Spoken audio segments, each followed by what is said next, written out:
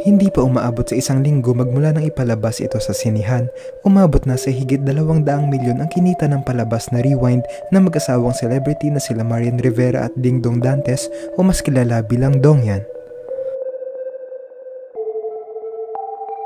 Sa kasalukuyan, sila ang nangunguna sa dami ng kinita sa Metro Manila Film Festival ngayong taon at sila rin ang may pinakamaraming sinihan na showing sa halos 200 cinema sa bansa.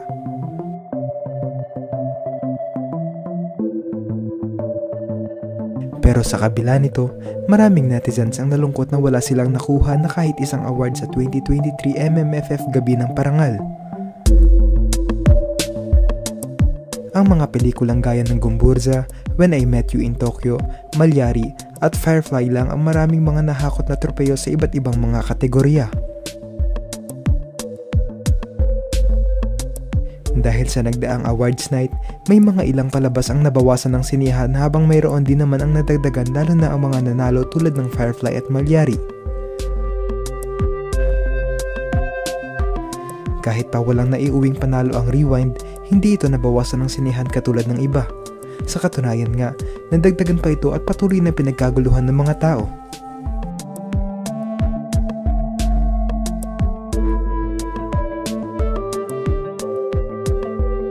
Kamakailan lang ay nag-viral ang pagpunta ng Dongyan sa SM City, Pampanga kung saan sinalubong sila ng napakaraming mga tao sa mall. Dahil sa dami ng mga sumalubong, hindi napigilan ni Marian na maging emosyonal sa init na pagtanggap sa kanila.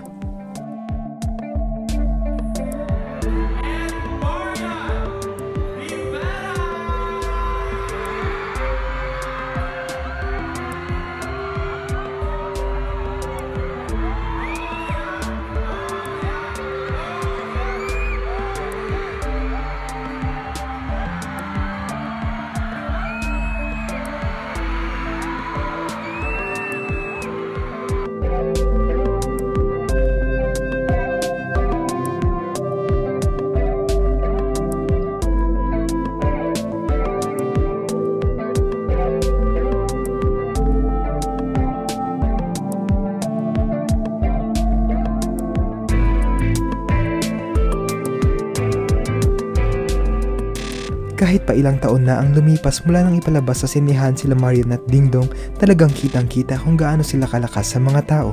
Marami ang umaasa na malaki ang kikitain ng kanilang mga movie sa mga susunod pang mga araw at marami rin ang panatag na sila na talaga ang magna number 1 pagdating sa highest grossing film ngayong MMFF 2023.